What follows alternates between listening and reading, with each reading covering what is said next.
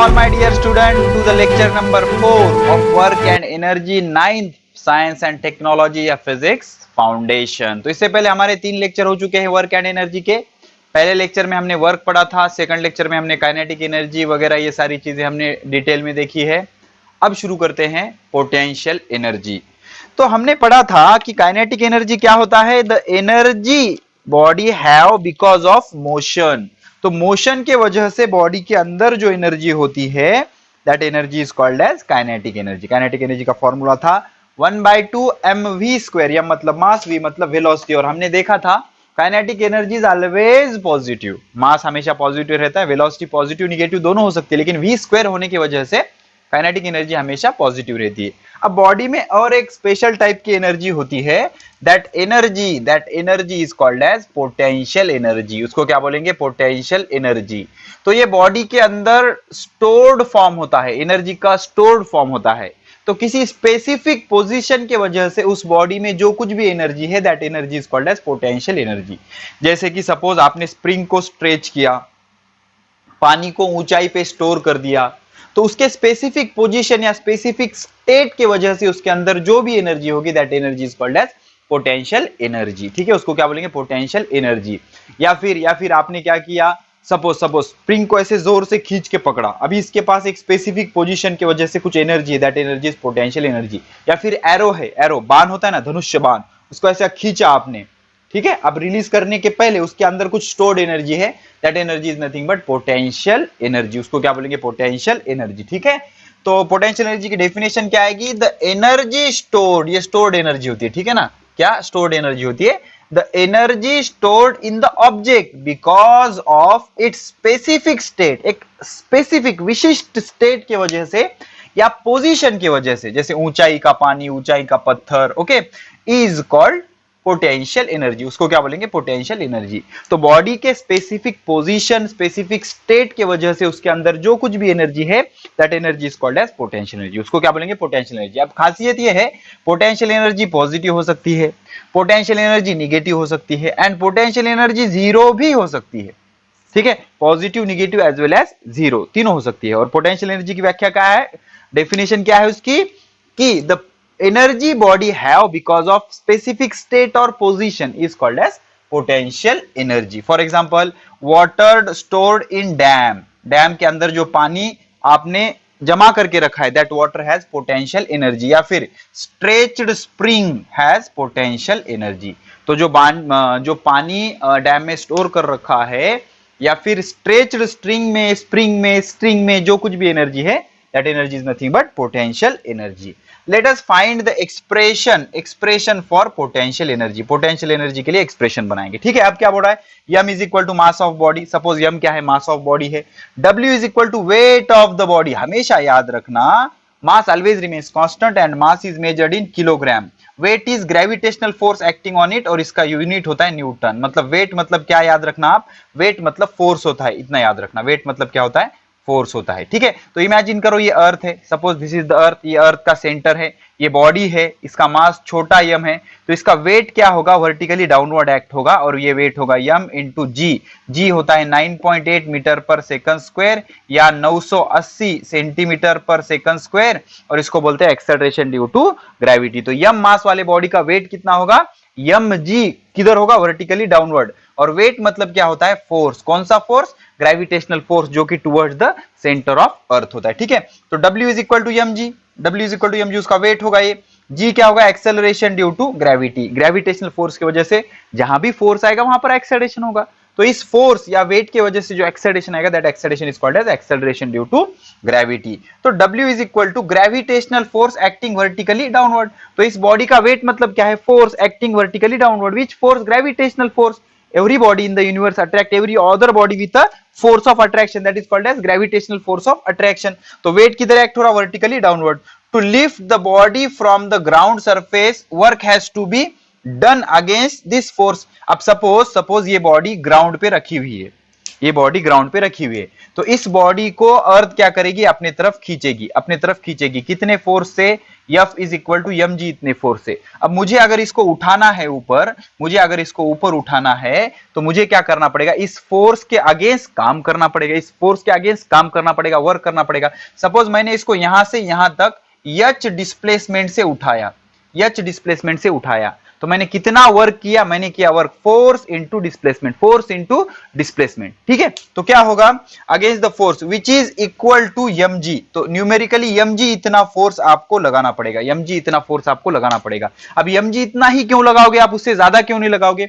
अगर ज्यादा force, suppose नीचे 10 न्यूटन फोर्स है, ऊपर आपने 15 न्यूटन फोर्स लगाया, तो ऊपर का फोर्स बहुत ज्यादा होगा ना, तो बॉडी में मोशन आ जाएगी, मोशन आ जाएगी, तो मोशन आ गई मतलब उसमें काइनेटिक एनर्जी भी आ सकती है। तो आपको फोर्स ऑलमोस्ट 10 न्यूटन लगाना है ताकि ये दोनों एक दूसरे से बैलेंस हो जाए। अगर आप 10.001 न्यूटन लगाओगे तो ये बॉडी इतने धीरे धीरे ऊपर जाएगी कि उसकी वेलोसिटी हम अप्रोक्सीमेटली 0 ले सकते हैं। वेलोसिटी अगर अप्रोक्सीमेटली 0 लेंगे तो बॉडी में काइनेटिक एनर्जी नहीं आएगी, सिर्फ पोटेंशियल एनर्जी आएगी। तो जो कुछ आप काम कर रहे हो, दैट ऑल काम is converted into potential energy. Let me explain this concept briefly, ये 12th में और ज्यादा डिटेल में आएगा आपको। इमेजिन करो कि भाई ये सरफेस है, ये सरफेस है, इस पे एक बॉडी रखी हुई है, ठीक है। अब इसका वेट वर्टिकली डाउनवर्ड एक्ट हो रहा है mg, और mg बरोबर है सपोज 10 न्यूटन। ओके, अब मुझे क्या करना है, इसको ऊपर उठाना है, ऊपर उठाना है, कितने हाइट तक, यच हाइट तक, कितने हाइट तक, यच हाइट तक। तो मुझे फोर्स लगाना पड़ेगा, तो कितना फोर्स लगाऊंगा मैं, 10 न्यूटन लगाऊंगा। अब 10 लगाओगे तो ऊपर 10 नीचे 10 कैंसिल हो जाएगा, ऑलमोस्ट 0 आ जाएगा, 0 ऑलमोस्ट क्या एग्जैक्टली 0 आएगा, तो ये ऊपर उठेगा ही नहीं ना। तो मैं क्या करूंगा, सपोज 15 न्यूटन लगाऊंगा। अब अगर मैंने 15 न्यूटन लगाया, नीचे 10 ऊपर 15, तो नेट फोर्स कितना आएगा, 5 न्यूटन ऊपर के डायरेक्शन में। तो 5 न्यूटन की वजह से बहुत जोर से ऊपर जाएगा, जोर से ऊपर जाएगा मतलब इसमें वेलोसिटी आएगी, वेलोसिटी आएगी मतलब इसमें काइनेटिक एनर्जी भी आएगी, लेकिन हमें काइनेटिक एनर्जी नहीं देखनी, तो इसलिए मैं फोर्स कितना लगाऊंगा, 10.0001 न्यूटन। तो ऊपर 10.001 न्यूटन और नीचे 10 न्यूटन, तो ऊपर का फोर्स थोड़ा सा ज्यादा होगा। तो ये बॉडी इतने स्लो ऊपर जाएगी, इतने स्लो ऊपर जाएगी, इतने स्लो ऊपर जाएगी कि इसकी वेलोसिटी हम ऑलमोस्ट क्या ले सकते हैं, 0। और वेलोसिटी अगर 0 आएगी तो इसमें काइनेटिक एनर्जी आएगी क्या, नहीं। तो जो कुछ भी हम फोर्स लगा के डिस्प्लेसमेंट कर रहे हैं, मतलब जो कुछ भी वर्क कर रहे हैं, दैट वर्क जब ये बॉडी यहां पर आएगी, that work is stored in the form of potential energy, work is stored in the form of potential energy. तो आपने फोर्स कितना लगाया, 10.00001, और नीचे कितना है 10, तो 10 इज इक्वल टू 10.001 हम लिख सकते हैं। तो कितना फोर्स लगाया आपने, mg। ओके, डायरेक्शन हम निग्लेक्ट कर रहे हैं, numerical equal to mg। The work done to take body at displacement height h is given by. अगर बॉडी को यहां से यहां तक h इतने हाइट पर आपने मूव किया, तो वर्क डन का फॉर्मूला क्या होगा, work is equal to force into displacement. Displacement कितना है, h। Okay, now this implies that but F is equal to mg, F is equal to mg, therefore W is equal to mgh, W is equal to mgh। अगर आप force 10.0001 Newton लगाओगे तो ये जितना work किया आपने, that work is stored in the form of potential energy, this work is stored in the form of potential energy. Suppose किसी ने 15 न्यूटन फोर्स लगाया, तो ये बॉडी जोर से मूव होगी ना, जोर से मूव होगी मतलब उसमें काइनेटिक एनर्जी भी आएगी। तो काइनेटिक एनर्जी आने देना है क्या, नहीं, तो इसलिए आपको ऑलमोस्ट सेम फोर्स लगाना है, ठीक है।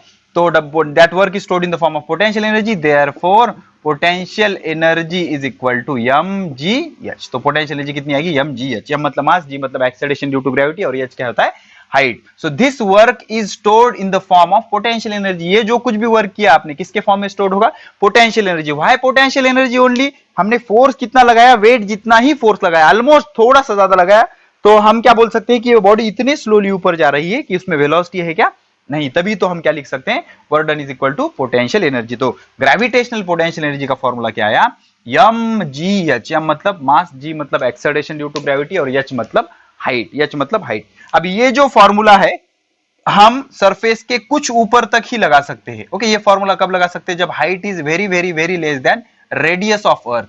रेडियस ऑफ अर्थ से हाइट अगर बहुत छोटी है तभी हम ये फॉर्मूला लगा सकते हैं, क्योंकि ज्यादा हाइट पे चले जाओगे तो g की वैल्यू चेंज हो जाएगी, डिक्रीज होगी। ओके, वो आपने ग्रेविटेशन में पढ़ा है। तो ये फॉर्मूला हम सिर्फ लिमिटेड हाइट तक ही लगा सकते, ज्यादा ऊपर नहीं लगा सकते, ठीक है। अब यहां पर कुछ एग्जांपल दिए हुए हैं, आपको एक्सप्लेन करना है कि उसमें काइनेटिक एनर्जी है, पोटेंशियल एनर्जी है, या दोनों है। तो इसलिए आप पहले क्या करो, ये सारी चीजें लिख लो या स्क्रीनशॉट ले लो, मुझे रब करना है। आई होप आपने ये लिख लिया होगा। और पॉज करके ट्राई करो कि इसमें कौन सी एनर्जी है। काइनेटिक एनर्जी है, एग्जांपल दिए हुए ना, काइनेटिक एनर्जी है, पोटेंशियल एनर्जी है, और इसमें कुछ एग्जांपल ऐसे हैं कि उसमें दोनों एनर्जीज भी है। तो आपको बताना है काइनेटिक, पोटेंशियल या टोटल। तो एक चीज याद रखो, जब तक उसमें मोशन नहीं होगी तब तक उसमें काइनेटिक एनर्जी नहीं आएगी, ठीक है। अब ये water stored at the top of hill, इसमें कौन सी एनर्जी होगी? ऑब्वियसली पोटेंशियल एनर्जी होगी। व्हाई? बिकॉज टॉप पे रख रहे हो, मतलब mgh हाइट से आप पोटेंशियल एनर्जी निकाल सकते हो। Arrow release from the stretched बो, रिलीज हो गया मतलब मोशन में है, मोशन में है मतलब इसमें काइनेटिक एनर्जी है। एक चीज समझो, ये होता है हमारा एरो, बराबर। इसमें होती है ये स्ट्रिंग, ओके। ये इस तरह का धनुष्य बाण इसमें ऐसे अटकाया जाता है। अब इसको पीछे स्ट्रेच किया जाता है, ठीक है ना, ऐसे इसको पीछे खींचा जाता है। तो अगर आप इसको पीछे खींचोगे, ऐसे इसको अगर आप पीछे खींचोगे तो इसमें कौन सी एनर्जी आ गई? Potential energy. तो यहां से यहां तक जो आपने खींचकर जो वर्क किया, that work is stored in the form of potential energy. अब इसमें पोटेंशियल एनर्जी है।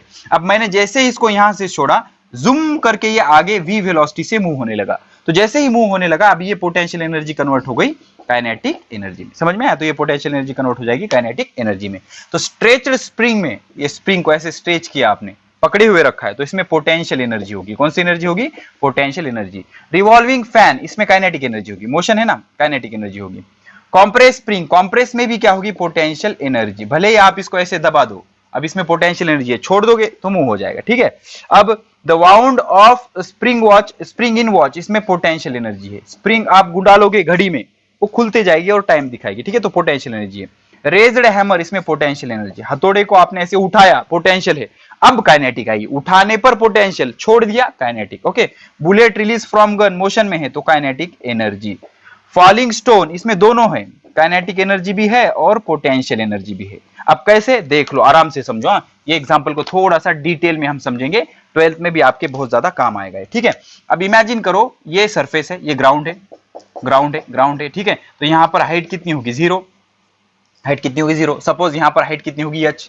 हाइट कितनी होगी? h। अब क्या होगा? एक बॉडी है, मैंने इसको ऊपर फेंका, अब ये ऊपर जाएगी, ऊपर जाएगी, ऊपर जाएगी, ऊपर जाएगी, ऊपर जाएगी, यहां तक, ओके। अब ऊपर जाते वक्त इसकी स्पीड कम कम होती जाएगी, क्यों? बिकॉज इसके ऊपर नीचे mg इतना फोर्स एक्ट होगा, ठीक है। तो जैसे ही मैंने फेंका, इसकी वेलोसिटी मैक्सिमम होगी। इसमें काइनेटिक एनर्जी कितनी होगी? 1/2 mv²। सपोज ये 100 जूल है, कितनी है? 100 जूल है। अब जैसे जैसे ऊपर ऊपर जाएगा, वैसे वैसे इसकी वेलोसिटी कम होती जाएगी, कम होती जाएगी, कम होती जाएगी, कम होती जाएगी, कम होती जाएगी, और फाइनली इसकी वेलोसिटी कितनी हो जाएगी? 0। तो यहाँ पर वेलोसिटी 0 हो गई, मतलब काइनेटिक एनर्जी कितनी हो गई?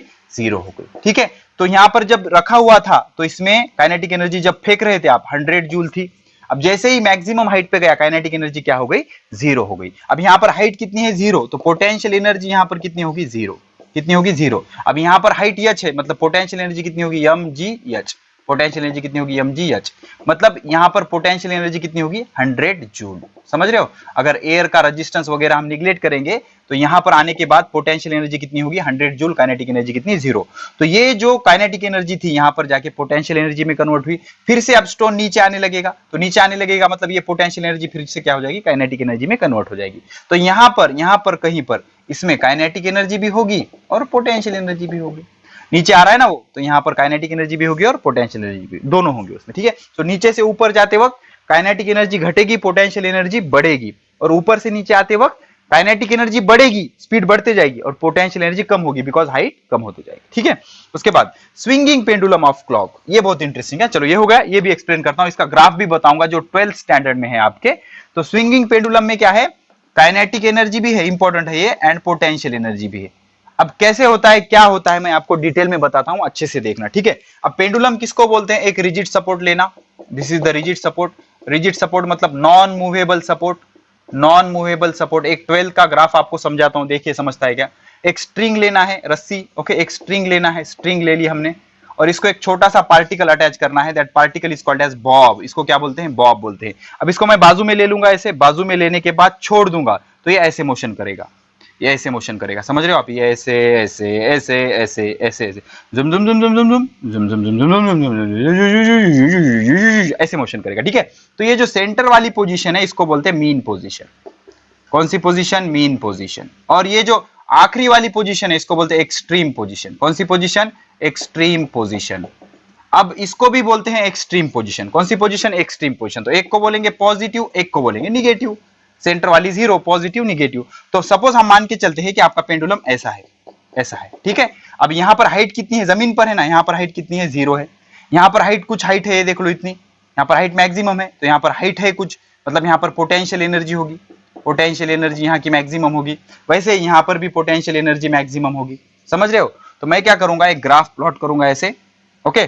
तो मैं क्या करूंगा, इसको मीन पोजीशन मान लूंगा, ओके। मीन पोजीशन, ये मीन पोजीशन, एमपी मतलब मीन पोजीशन, ये पॉजिटिव एक्सट्रीम पोजीशन, ये निगेटिव एक्सट्रीम पोजीशन, ठीक है। अब देख लो यहाँ पर हाइट कितनी है, 0 है। हाइट 0 मतलब यहाँ पर पोटेंशियल एनर्जी कितनी होगी, 0 होगी। तो सेंटर पे पोटेंशियल एनर्जी कितनी, 0। और यहाँ पर पोटेंशियल एनर्जी क्या होगी, मैक्सिमम। यहाँ पर भी एक्सट्रीम पे भी पोटेंशियल एनर्जी क्या होगी, मैक्सिमम। तो इसको मैं ज्वाइन कर लूंगा ऐसे, समझ रहे हो। एक्सट्रीम पे पोटेंशियल एनर्जी मैक्सिमम, मीन पे 0, एक्सट्रीम पे मैक्सिमम। तो यहाँ पर पोटेंशियल एनर्जी मैक्सिमम होगी, यहाँ पर 0, यहाँ पर मैक्सिमम, 0 मैक्सिमम, 0 मैक्सिमम, 0 मैक्सिमम, ऐसे, ठीक है। तो ये ग्राफ किसका है, पोटेंशियल एनर्जी का। किसका ग्राफ है ये, पोटेंशियल एनर्जी का, ओके। अब देखते हैं काइनेटिक एनर्जी का क्या ग्राफ है। सपोज मैंने यहां से इस पत्थर को रिलीज किया, ऐसे रिलीज किया, तो रिलीज करने से पहले इसकी इनिशियल वेलोसिटी कितनी थी, 0 थी। इनिशियल वेलोसिटी कितनी थी, 0 थी। इनिशियल वेलोसिटी 0 मतलब है कि काइनेटिक एनर्जी कितनी होगी, 0। तो ये कौन सा निगेटिव पोजीशन है ना, तो निगेटिव पे काइनेटिक एनर्जी कितनी होगी, 0, मतलब पहला पॉइंट ये आएगा। अब जैसे मैंने इसको रिलीज किया, ये नीचे नीचे नीचे आएगा, तो जैसे जैसे ये नीचे नीचे आते जाएगा, इसकी स्पीड अप बढ़ती जाएगी, इसकी स्पीड अप बढ़ती जाएगी, स्पीड बढ़ती जाएगी। तो जब ये यहां पर होगा, इसकी स्पीड मैक्सिमम होगी, यहां पर वेलोसिटी कैसे होगी, मैक्सिमम होगी। अब वेलोसिटी मैक्सिमम मतलब काइनेटिक एनर्जी मैक्सिमम, तो मीन पोजीशन पे काइनेटिक एनर्जी मैक्सिमम होगी। अब यहां से जैसे आगे जाएगा, ये आगे जाएगा, देख लो, तो अब जाते जाते जाते इसकी स्पीड धीरे धीरे धीरे धीरे कम होती जाएगी, और यहां आने के बाद इसकी स्पीड ऑलमोस्ट 0, क्या ऑलमोस्ट 0 हो जाएगी, समझ रहे हो। तो यहां पर आके वो ऐसे जाएगा ना, ऐसे जाएगा, और यहां पर थोड़ी देर रुक जाएगा, थोड़ी देर में आधा घंटा रुकेगा नहीं, बहुत कम टाइम के लिए रुकेगा, फिर वापस आएगा, ऐसे ऐसे ऐसे ऐसे। तो सेंटर वाले पोजीशन में वेलोसिटी मैक्सिमम होती है और एक्सट्रीम पे मिनिमम होती है। तो यहां पर काइनेटिक एनर्जी क्या आ जाएगी, 0। तो this is the graph of kinetic energy, okay. NEET में 2 बार आ चुका है, 12th नीट में ये ग्राफ, ठीक है। तो काइनेटिक एनर्जी ऐसे वेरी होगी, पोटेंशियल एनर्जी ऐसे वेरी होगी। तो इसमें काइनेटिक और पोटेंशियल दोनों एनर्जी समझ में आया, चलो ठीक है। एक्सप्लोजन, मिक्सचर इन बॉम्ब, इसमें पोटेंशियल एनर्जी होती है, स्टोर्ड एनर्जी है ना, बाद में वो काइनेटिक एनर्जी में कन्वर्ट होती है। वाइंड, वाइंड में क्या होती है, काइनेटिक एनर्जी, हवा, बहती हवा सा था, वो बह रहा है ना बेचारा, बह रहा है, बहते जा रहा है, बहते जा रहा है, बहते जा रहा है, तो kinetic energy. Water stored in the dam, इसमें पोटेंशियल एनर्जी होती है, पानी जमा कर रखा है ना। स्ट्रेच्ड बो इन द स्ट्रिंग, स्ट्रेच एक स्पेसिफिक पोजीशन में है, potential energy. Running water, move हो रहा है, मूव होते जा रहा है, होते बहते जा रहा है, बहते जा रहा है, बहते जा रहा है, काइनेटिक एनर्जी।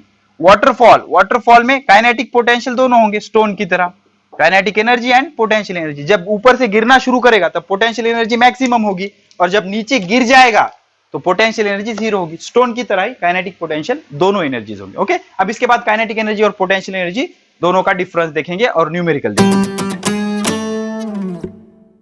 काइनेटिक एनर्जी और पोटेंशियल एनर्जी का डिफरेंस और कुछ न्यूमेरिकल करते हैं, ठीक है। चलो देख लो, काइनेटिक एनर्जी पहला पॉइंट तो डेफिनेशन आएगा, the energy body have because of motion is called kinetic energy. Motion की वजह से, वेलोसिटी की वजह से जो एनर्जी है उसको बोलेंगे kinetic energy. The energy body have because of specific state और position is called as potential energy.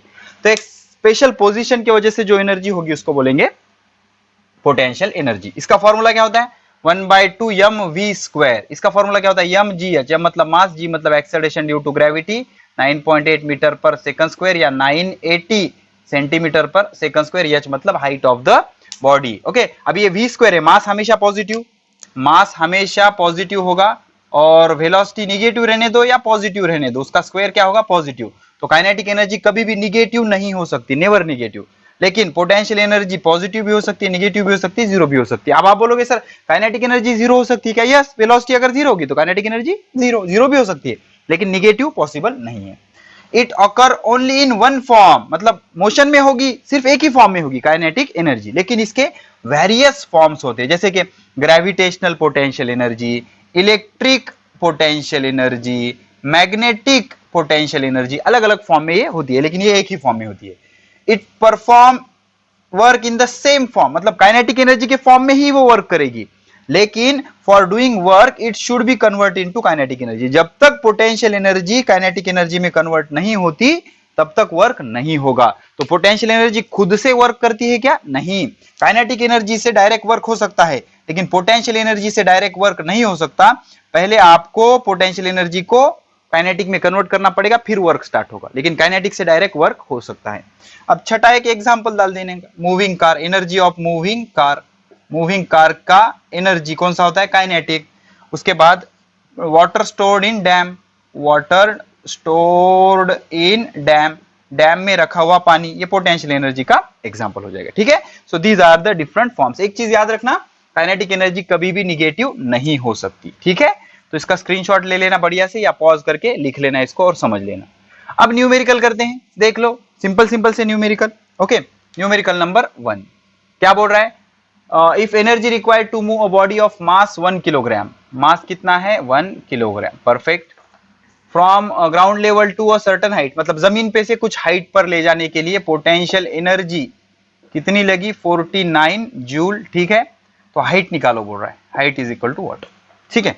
तो पोटेंशियल एनर्जी का फॉर्मूला होता है mgh बराबर, पोटेंशियल एनर्जी कितनी है 49, मास कितना है 1 किलोग्राम, g कितना होता है 9.8 और हाइट, g की वैल्यू याद रखो, g होता है 9.8 मीटर पर सेकंड स्क्वायर। ओके, इसको इधर ले लो, h is equal to 49 divided by 9.8, अब ये 49.0 होगा, अगर इसको इधर शिफ्ट करोगे तो ये इधर चला जाएगा, 490 डिवाइडेड बाय 98, 490 1 जा 1 0 जा 0, ये 2 2 1 2 2 पंचे 10, तो h is equal to 5 metre. तो उसको 5 मीटर हाइट तक ले जाने के लिए 1 किलोग्राम मास के बॉडी को एनर्जी कितनी लग जाएगी 49 जूल, ठीक है। तो इस तरह से न्यूमेरिकल 1 हमारा सॉल्व हो गया, perfect, numerical number 1। Let us move on to numerical number 2।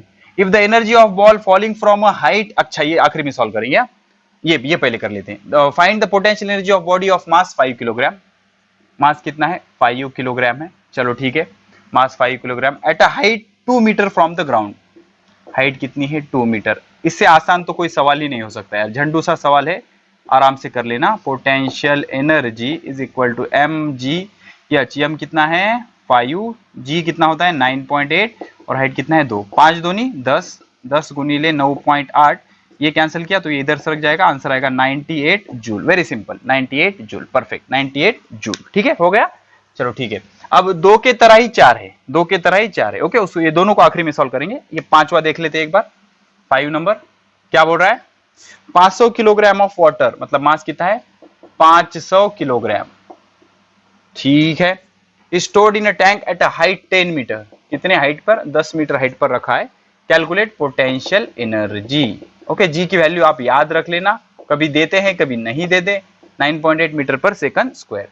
तो potential energy is equal to mgh, m कितना होता है 500 इंटू जी होता है 9.8 इंटू h कितना है 10, तो 10 की वजह से ये इधर सरक जाएगा, ये 500 गुनीले 98, 8 पंचे 40 ला 0, 4 9 5 55 4 49 और ये 2 0, 49 000 और इसका यूनिट क्या होता है जूल, यूनिट मत भूलना प्लीज। हाँ, तो पोटेंशियल एनर्जी कितनी आई 49,000 जूल, समझ गए। चलो अब मजा आएगा प्रॉब्लम नंबर 2 और प्रॉब्लम नंबर 4 में, एकदम सिस्टमैटिक समझते हैं, एकदम आसानी से इसको मैं आपको बता दूंगा, आराम आराम से समझना। If energy of ball falling from a height, चलो कुछ हाइट ले लेते हैं, ये सरफेस है, ओके, कुछ हाइट से एक बॉल नीचे गिर रहा है, ओके, कुछ हाइट, कितनी हाइट सपोज h1, ठीक है, गिर गया। अब कितनी हाइट है h1 है 10 मीटर, 10 मीटर हाइट से नीचे गिरा, इज रिड्यूस्ड बाय 40%, कितने 40% से कम हुई, 40% से कम हुई। मान लो यहां पर इसकी एनर्जी थी 100, मानने में क्या जा रहा है 100 थी, okay, reduced by 40%, how much height it will rebound. अब क्या हुआ, इस बॉल को हमने रिलीज किया, बॉल नीचे आया, नीचे आके यहां पर इससे कोलाइड हुआ, कोलाइड होके ऊपर गया, अब उतने हाइट तक ऊपर जाएगा क्या, नहीं, यहां तक आया, ठीक है। तो कितने हाइट तक आया, ये h2 हाइट तक आया, कितने हाइट तक आया, h2 हाइट तक आया, ठीक है। अब देख लो, ये बॉल यहां से यहां गिरा, गिरने के बाद कोलाइड हुआ, कोलाइड होके कुछ हाइट तक ऊपर गया, पहले जितने हाइट तक ऊपर नहीं जा सकता। ऐसे कब होगा, जब यहां पर एनर्जी लॉस नहीं होगी और एयर नहीं होगा तो, लेकिन ये फ्रिक्शन, ये जब कोलिजन होगा तो कुछ एनर्जी ये लॉस करेगा, ठीक है। तो अब ये इसकी 100 जूल एनर्जी थी, इमेजिन करो कितनी जूल थी 100 जूल, 100% में ना, इसलिए 100। अब रिड्यूस बाय 40%, तो 40% से कम हुई, तो 100 जूल थी तो 40% से कम हुई, मतलब यहां पर आने के बाद इसकी एनर्जी कितनी हो गई, E2 इज इक्वल टू, या फिर ओके तो E2 इज इक्वल टू क्या हो गई, 60% ऑफ E1, ठीक है, 60% ऑफ E1, ठीक है, E2 क्या हो गई, 60% ऑफ E1 हो गई, ओके, या फिर क्या कर लो आप, E2 हो गई 60, E2 क्या हो गया, 60 हो गया, ठीक है, E2 कितना हो गया 60, बिकॉज 40% से कम हुआ ना, 40% से कम हुआ मतलब रहा कितना 60, ठीक है। अब मुझे बताओ E1 कितना होगा, E1 होगा, इसका सपोज मास m है, acceleration due to gravity g, तो mgh1 बरोबर E1 कितना माना हमने 100 जूल। अब सपोज E2 कितना है, mgh2 ये कितना है 60 जूल, समझ रहे हो, 40 दिया गया था लेकिन 60 कैसे आया, 40 से कम हुआ तो बचा कितना 60 बचा, दोनों को डिवाइड कर लो, दोनों को डिवाइड कर लो, mg cancel, h1 by h2 is equal to 100 by 60, ये 0 0 कैंसल, h1 कितना है 10 मीटर, 10 मीटर, h2 पता करना है, ऊपर कितना बचा 10, नीचे कितना बचा 6, तो 10 से 10 कैंसल, 6 को इधर शिफ्ट कर लो, h2 को इधर शिफ्ट कर लो, h2 will be 6 metre, h2 will be 6 metre, किधर गया h2 will be 6 metre, perfect. Pause करके ये ट्राई करो सेम लॉजिक से। अब एक चीज समझो, ये जो 100 जूल की एनर्जी थी यहां पर आने के बाद 60 जूल हो गई, ऐसा क्यों हुआ, बिकॉज ये जो बॉल नीचे आएगा, जब नीचे आएगा तो एयर के अगेंस्ट ये एनर्जी लॉस करेगा, और जब यहां पर कोलिजन होगा तो कुछ एनर्जी यहां पर भी वो लॉस करेगा, तो और फिर उसके बाद गिरने के बाद आवाज आएगी, तो दैट आवाज विल जनरेट, वो आवाज के लिए भी हीट लॉस्ट हो जाएगी, और जब ये दोनों एक दूसरे पर कोलाइड होंगे तो कुछ हीट भी जनरेट होगी, तो ये जो 100 जूल में की 40 जूल लॉस हुई, एक तो एयर के फ्रिक्शन में लॉस हुई, ये दोनों एक दूसरे से कोलाइड हुए तो आवाज आई उसमें लॉस हुई, ये दोनों एक दूसरे से कोलाइड हुए तो हीट जनरेट हुई उसमें लॉस हुई, और नीचे से ऊपर जाते वक्त भी कुछ एनर्जी लॉस हुई उसमें भी ये लॉस हुई, ठीक है, तो इस तरह से। ओके, आई होप आपको क्वेश्चन नंबर 4 अभी आ गया होगा, ठीक है। चलो क्वेश्चन नंबर 4 को सॉल्व करते हैं, क्या बोल रहा है क्वेश्चन नंबर 4, ठीक है, क्या बोल रहा है, the energy of the ball falling is reduce by 60%, ठीक है, सेम कुछ हाइट से एक बॉल गिर रहा है, चलो ठीक है, यहां से एक बॉल गिर रहा है, कितने हाइट से 20 मीटर से ना, किधर गया भाई, हाइट फ्रॉम 20 मीटर, तो अभी h1 कितना है, h1 है 20 मीटर, 20 मीटर से एक बॉल गिर रहा है, रिड्यूस बाय 60%, गिरा यहां पर आया, गिरने के बाद ऊपर गया, ऊपर जाने के बाद यहां तक आया, तो इसकी इनिशियल एनर्जी कितनी थी, E1 is equal to 100 joule, मान लो परसेंटेज में ना तो 100 जूल ले लेंगे, तो 60% से कम हुई, 60% से कम हुई, जब वो h2 हाइट पे रिबाउंड होके h2 हाइट तक गया तो 60% से कम हुई, 60% से कम हुई मतलब E2 is equal to 100 minus 60, 300 60 से कम हो गई, तो ये आ गया 40 जूल, कितना आ गया 40 जूल, तो आपको H2 पता करना है, तो E1 क्या हो जाएगा, E1 is equal to mgh1 is equal to कितना है 100, और E2 इज इक्वल टू क्या हो जाएगा mgh2, ये कितना है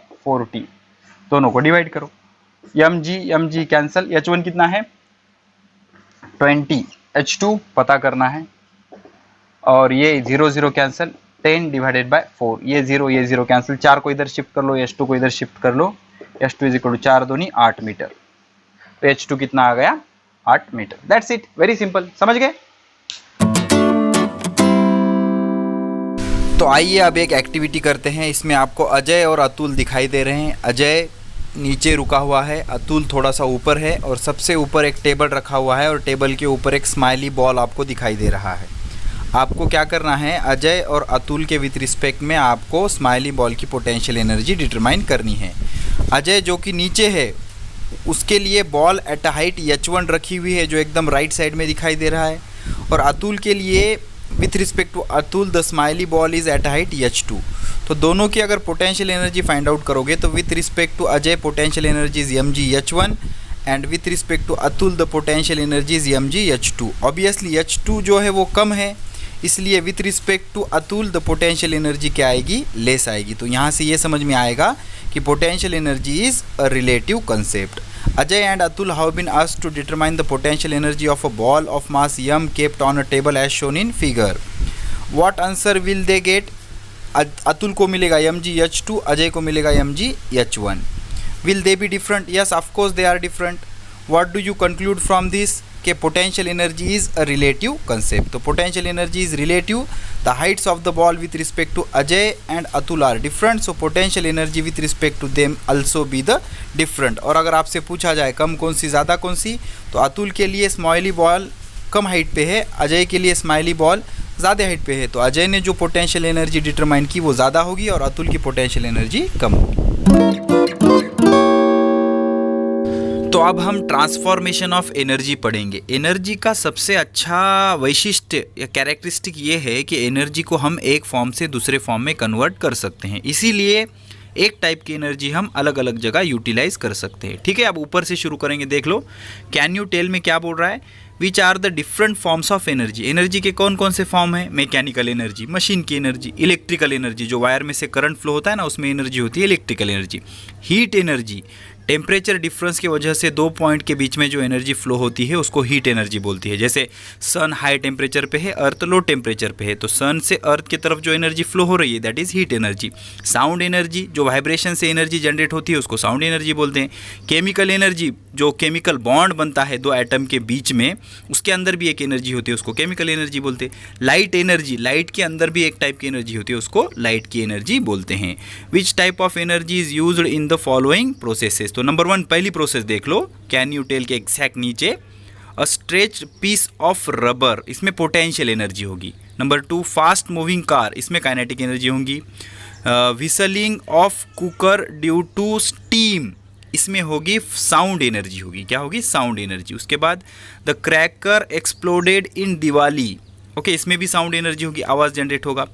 केमिकल एनर्जी साउंड एनर्जी में कन्वर्ट हो जाएगी। A fan running on electricity, kinetic energy होगी। उसके बाद drawing out piece of iron form garbage using magnet, मतलब कचरे में से मैग्नेट घुमा के मैग्नेटिक मटेरियल सेपरेट करना है, इसमें मैग्नेटिक एनर्जी यूज़ होगी। Breaking of glass due to pen because of loud sound, मतलब ज़्यादा म्यूजिकल साउंड या कोई लार्ज साउंड जनरेट हुआ तो कांच वगैरह ब्रेक हो जाता है, इसमें साउंड एनर्जी की वजह से कांच क्या हो जाएगा? ब्रेक हो जाएगा। Energy can be transform from one type two another type, ये जो कुछ भी हम एनर्जी के टाइप देख रहे हैं इसमें क्या होता है, एक टाइप का एनर्जी का दूसरे टाइप की एनर्जी में हम कन्वर्जन कर सकते हैं। For example the exploding fire cracker convert chemical energy stored into light and sound eight heat energy, मतलब आप पटाखे फोड़ते हो, मतलब क्या होता है, उसमें केमिकल एनर्जी होती है और उस केमिकल एनर्जी का conversion after burning light, sound और हीट में हो जाता है। पटाखा जलता है तो लाइट प्रोड्यूस होती है ना, लाइट एनर्जी, आवाज़ आता है साउंड एनर्जी, और गर्म भी लगता है ना तो हीट एनर्जी। इसी तरह से कुछ बेसिक एग्जाम्पल लेके हम कई तरह के एनर्जी कन्वर्जन पढ़ेंगे। तो आपको ये डायग्राम ऑब्जर्व करनी है और एनर्जी चेंजेस के एग्जाम्पल बताने हैं। देख लो, सबसे पहले एकदम लेफ्ट साइड से शुरू करते हैं। सेंटर में इलेक्ट्रिक एनर्जी है और लेफ्ट साइड वाले ब्लॉक में मैकेनिकल एनर्जी है। तो अगर आप इंजन या फैन को इलेक्ट्रिसिटी दोगे तो वो घूमेगा, मतलब इलेक्ट्रिक एनर्जी को मैकेनिकल एनर्जी में कन्वर्ट करेगा। अब मैकेनिकल एनर्जी से अगर इलेक्ट्रिक एनर्जी चाहिए तो आपको जनरेटर यूज़ करना पड़ेगा, जिसमें हम रॉकेल डाल के मैग्नेटिक कॉइल घुमाएंगे और इलेक्ट्रिसिटी जनरेट करेंगे। अब इलेक्ट्रिसिटी से लाइट एनर्जी कैसे जनरेट करोगे? सोलार सेल या फोटो इलेक्ट्रिक सेल जो होते हैं, मतलब जो लाइट पे काम करते हैं, ये लाइट ले लेते हैं और लाइट लेके इलेक्ट्रिसिटी प्रोड्यूस करते हैं। और इलेक्ट्रिक लैंप कौन सी एनर्जी लेता है? इलेक्ट्रिक एनर्जी, और उससे लाइट जनरेट करता है। तो लैंप में इलेक्ट्रिक एनर्जी का लाइट एनर्जी में कन्वर्जन होता है। और सोलार सेल या फोटो इलेक्ट्रिक सेल, आजकल वो गाँव में लगाते हैं ना सोलार लैंप, उसमें क्या होता है, लाइट से इलेक्ट्रिसिटी जनरेट होती है। केमिकल एनर्जी में कैसे कन्वर्जन करोगे? प्राइमरी सेल किसे कहा जाता है? जो केमिकल एनर्जी से इलेक्ट्रिक एनर्जी जनरेट करता है, जैसे कि हमारा एवरेडी का सेल होता है। और सेकेंडरी सेल किसे बोलते हैं? जो इलेक्ट्रिक एनर्जी को केमिकल एनर्जी में कन्वर्ट करता है, जैसे कि हमारा इन्वर्टर। इन्वर्टर में हम क्या करते हैं, इलेक्ट्रिसिटी देते हैं, उसमें चार्जिंग होती है, तो ड्यूरिंग चार्जिंग हम करंट देते हैं, उसकी केमिकल एनर्जी में कन्वर्जन होता है। और डिस्चार्जिंग के टाइम पे केमिकल एनर्जी का इलेक्ट्रिक एनर्जी में रूपांतर होता है या कन्वर्जन होता है। अब इलेक्ट्रिक एनर्जी से साउंड एनर्जी कैसे जनरेट करोगे? लाउड स्पीकर जो होता है, एंटी क्लॉकवाइज घूमते जा रहे हैं हम उधर से, हाँ, तो लाउड स्पीकर को आप इलेक्ट्रिक एनर्जी देते हो, उससे वो आवाज़ जनरेट करता है, मतलब साउंड एनर्जी जनरेट हो जाती है। और आपके हाथ में जो माइक होता है या माइक्रोफोन होता है, उसमें हम बोलते हैं और बोले वाला इलेक्ट्रिक एनर्जी में कन्वर्जन कौन करता है? माइक्रोफोन। अब इलेक्ट्रिक एनर्जी से हीट एनर्जी कैसे जनरेट करोगे? हीटर, पानी गर्म करने के लिए जब हम जो हीटर यूज़ करते हैं, हम इलेक्ट्रिसिटी देते हैं, उससे पानी गर्म हो जाता है। तो ये heating effect of electric current use करके हम इलेक्ट्रिक एनर्जी से हीट एनर्जी जनरेट कर सकते हैं। अब एक चीज़ याद रखो, थर्मोकपल नाम का एक कंसेप्ट होता है। थर्मोकपल मतलब दो अलग अलग मेटल के वायर एक दूसरे से कॉन्टैक्ट में रखे जाते हैं, इसीलिए इसका नाम है कपल। कपल मतलब दो अलग अलग वायर होते हैं, दो अलग अलग मेटल के वायर होते हैं, ठीक है। अब उनके जो दो एंड होते हैं, उनमें अगर आपने टेम्परेचर डिफरेंस मेजर मेंटेन किया, मतलब एक एंड का टेम्परेचर ज़्यादा रखा और दूसरे एंड का टेम्परेचर कम रखा, तो क्या होगा, उन दोनों के बीच में इलेक्ट्रॉन फ्लो होने लगेंगे and that flowing of electron is nothing but electric current. तो थर्मोकपल क्या करता है, सिर्फ इतना याद रखना, थर्मोकपल से heat energy is converted into electric energy. मतलब थर्मोकपल ऐसे क्यों नाम दिया गया है, थर्मो मतलब हीट, कपल मतलब दो मेटेलिक वायर होते हैं, दो मेटेलिक वायर के एंड एक दूसरे को ज्वाइन करके अगर दोनों को आप अलग अलग टेम्परेचर पे मेंटेन करोगे तो वो दोनों एंड के बीच में करंट फ्लो होने लगता है, that is called as thermocouple. तो थर्मोकपल में हम हीट एनर्जी देते हैं और उसका कन्वर्जन होता है इलेक्ट्रिक एनर्जी में। आई होप आपको चीज़ें अच्छे से समझ आई होंगी। ये डायग्राम 2-3 बार ड्रॉ कर लेना, तो इस तरह से ये एनर्जी कन्वर्जन होता है। ठीक है, अगर वीडियो पसंद आए तो प्लीज़ शेयर कर देना। Thank you for support, thank you.